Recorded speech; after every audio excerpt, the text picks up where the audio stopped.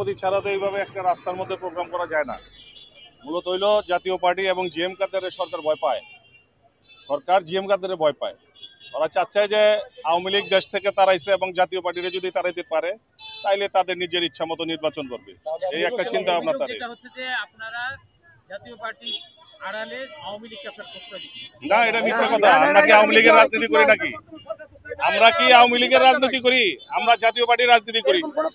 আমরা আমাদের জাতীয় পার্টি 9 বছর দেশের ক্ষমতা ছিল।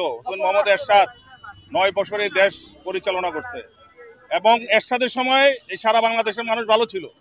এরপরে যত সরকার আসছে সব সরকারের চেয়ে এরশাদ দেশের জন্য ভালো কাজ করে গেছে, ভালো করছে।